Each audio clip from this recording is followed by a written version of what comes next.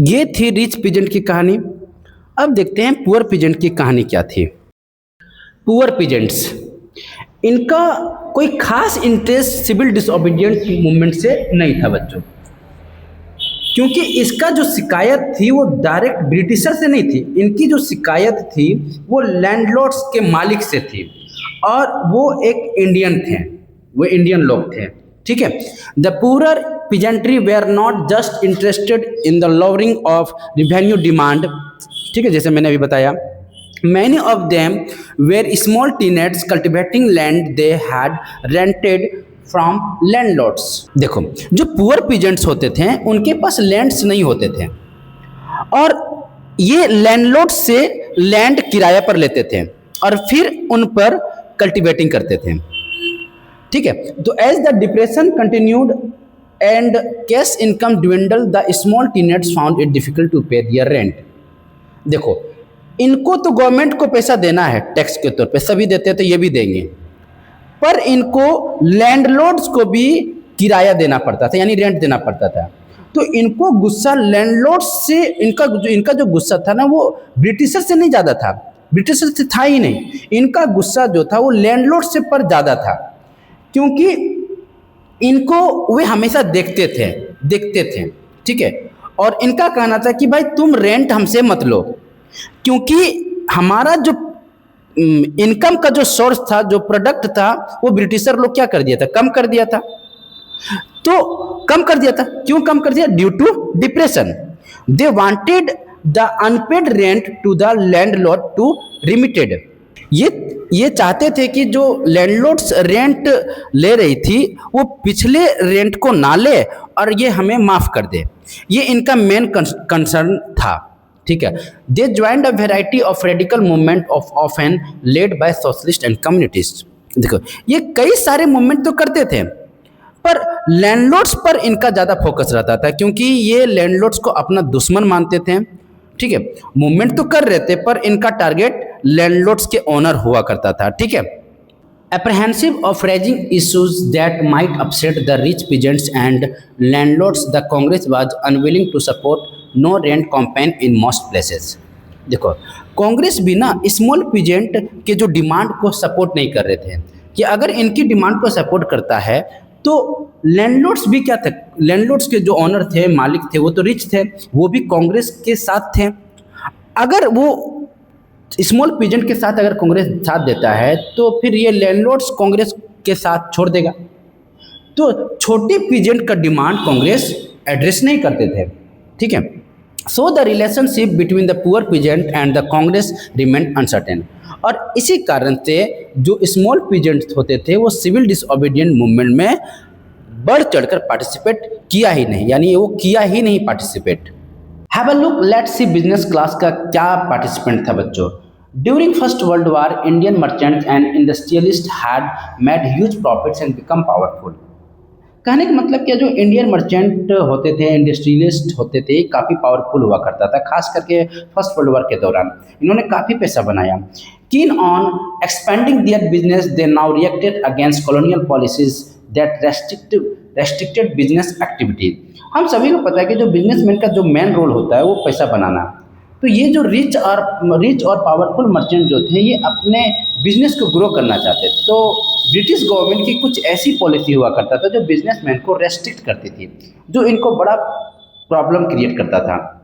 तो ये जो बिजनेसमैन है, इन्होंने क्या किया, एक अपना ऑर्गेनाइजेशन बनाया ब्रिटिश के अगेंस्ट और गवर्नमेंट को प्रोटेस्ट करने के लिए। ठीक है। To organize business interest, they formed the Indian Industrial and Commercial Congress in 1920 and the Federation of Indian Chamber of Commerce and Industries 1927। इन्होंने कुछ अपनी ऑर्गेनाइजेशन बनाई ताकि अपनी प्रॉब्लम को ये सॉल्व कर सके। इन ऑर्गेनाइजेशन में काफ़ी ज़्यादा पावरफुल बिजनेसमैन हुआ करता था। ठीक है। और इसमें पावरफुल बिजनेसमैन पार्टिसिपेंट करते थे, एक दूसरे को प्रॉब्लम को डिस्कशन करते थे। ठीक है। ये है आपका जीडी बिरला, और ये जो बिरला जो ग्रुप है, आज के दिन ये मतलब आज के समय में ये बिरला ग्रुप बहुत बड़ा ग्रुप है। ठीक है। इन्हीं का आइडिया मोबाइल, बहुत सारे स्कूल वगैरह चलता रहता है इनका, और यही उन्हीं का ये फोटोग्राफ है। ठीक है, और उस टाइम भी ये बहुत ही पावरफुल बिजनेसमैन थे और आज भी है बच्चों। ठीक है, led by prominent industrialists like Purushottam Das, Thakur Das, and G.D. Birla, the industrialists attacked colonial control over the Indian economy and supported the civil disobedience movement when it was first launched. इन्होंने civil disobedient movement को support किया क्योंकि इनको लग रहा था कि अगर इंडिया में सिविल डिसोबीडिएंट मूवमेंट सक्सेस होती है तो हमें स्वराज मिलेगा और ऐसी पॉलिसी इंडिया में बनेगी जिससे बिजनेस ग्रो करने में हेल्प मिलेगी। और देखो बच्चों, बिजनेसमैन का अपना फ़ायदा वो हमेशा देखता है, तो उनका मेन एम ही था बिजनेस ग्रो करना। ठीक है, they gave financial assistance and refuse to buy और सेल इम्पोर्टेड गुड्स। देखिएगा, उन्होंने फाइनल असिस्टेंस भी दिया। देखो, किसी मूवमेंट को चलाने के लिए फाइनल असिस्टेंट को चाहिए कि नहीं चाहिए। उन्होंने पैसा दिया कांग्रेस को कि भाई तुम सिविल डिसोबीडिएंट मूवमेंट को अच्छा से चलाओ। और सबसे खास बात क्या किया, इन्होंने रिफ्यूज भी किया बाय और सेल इम्पोर्टेड गुड्स को।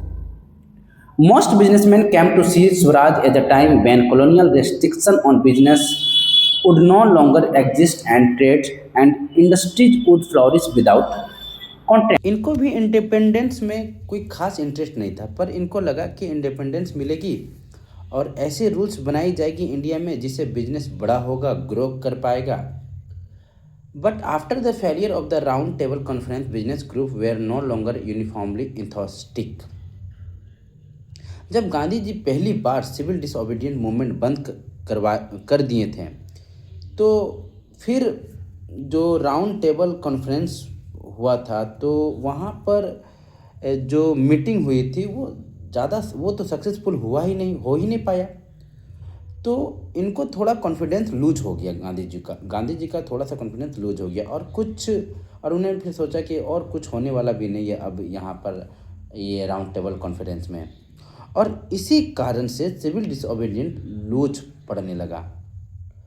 They were apprehensive of the spread of militant activities and worried about prolonged disruption for business। अब देखिए कि अब देखो जो बिजनेसमैन थे, बिजनेसमैन के दूसरी कंसर्न क्या थी, सुनिए। देखो, मिलिट्री एक्टिविटी जब होता है कहीं पर भी, तो मिलिट्री एक्टिविटी में बिजनेसमैन को कोई इंटरेस्ट नहीं होता उनको, क्योंकि मिलिट्री एक्टिविटी होती है तो जिससे बिल्डिंग पर अटैक होगी, चीज़ों का नुकसान होगा और बिजनेस पर नुकसान ज़्यादा होता है। ठीक है, चीज़ों का नुकसान तो होगा ही और बिजनेस का भी नुकसान होता है। तो they were apprehensive of the spread of militant activities and worried about prolong disruption of the business as well as the growing influence of socialism amongst the younger member of the Congress. देखो, जो younger Congress थे वो socialism से बहुत influence हो रहे थे हमारा बिजनेसमैन। तो सोशलिज्म एक ऐसा वर्ड होता है, ये एक ऐसा चीज़ होता है जैसे बिजनेस के लिए अच्छा नहीं होता। ये सोशलिज्म बिजनेसमैन के लिए ये वर्ड अच्छा नहीं होता, ये अच्छा चीज़ है ही नहीं। तो फिर बाद में उनको भी सिविल डिसोबीडिएंट मूवमेंट से कुछ ज़्यादा इंटरेस्ट नहीं रहा, बिजनेसमैन को भी। जब लोग किसी मूवमेंट में पार्टिसिपेट करते हैं तो सबका एक ही एजेंडा नहीं रहता है, सबका अलग अलग एजेंडा, सबका अलग अलग सोच रहता है। तो सबका एक एजेंडा ये नहीं था कि इंडिया को इंडिपेंडेंस दिलाया जाए। ये तो गांधी जी और उनके लीडर का ये सोच था, एजेंडा था कि इंडिया को इंडिपेंडेंस दिलाया जाए। ये देखो, रिच पेजेंट का अपना एजेंडा था जिससे वो फाइट कर रही थी, वो ब्रिटिश के अगेंस्ट थे, है ना। तो पुअर पीजेंट और बिजनेस क्लास का ये एजेंडा इनको सूट भी नहीं कर रहा था और इनको इंटरेस्ट भी नहीं था इंडिया को इंडिपेंडेंस दिलाने में, ठीक है, या फिर इंडिया को स्वराज दिलाने में। बिजनेसमैन को जितना दिन तक लगा कि उनको फ़ायदा हो रहा है इस मूवमेंट से, तो उतना दिन तक वो रहा, और जैसा ही लगा उनको कि नहीं इस मूवमेंट से कुछ फ़ायदा नहीं हो रहा, तो अपना हाथ पीछे कर लिए वो, है ना।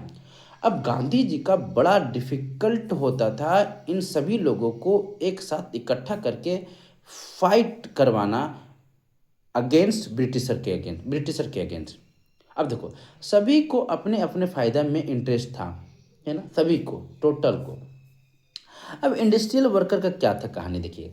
मूवमेंट से देखिएगा, इन लोगों को भी मूवमेंट से ज़्यादा इंटरेस्ट नहीं था। देखो, बिजनेसमैन बिजनेस चलाते थे और उनका जो वर्कर था वहीं पर वो काम करते थे। तो कांग्रेस चाहता था कि सिविल डिसोबीडिएंट का सपोर्ट करे बिजनेसमैन, क्योंकि वहाँ से पैसा आएंगे और मूवमेंट स्ट्रांग हो पाएगा। और इसलिए इंडस्ट्रियल वर्कर के डिमांड को फुलफिल करना सही नहीं समझा कांग्रेस, क्योंकि अगर इंडस्ट्रियल वर्कर का डिमांड को अगर फुलफिल करता है तो बिजनेसमैन फिर वो नाराज़ हो जाएगा, क्योंकि इंडस्ट्रियल वर्कर का सोच था कि मेरा पेमेंट को बढ़ाया जाए, ठीक है। और अगर कांग्रेस उनके पेमेंट को बढ़ाने के लिए बोलता है तो बिजनेसमैन को खराब लग जाता। तो इसलिए उनको लगा कि इंडस्ट्रियल वर्कर का डिमांड को फुलफिल करना सही नहीं है, ठीक है। चलिए हम और आगे भी देखते हैं, इसको डीपली समझते हैं इंडस्ट्रियल वर्कर के बारे में।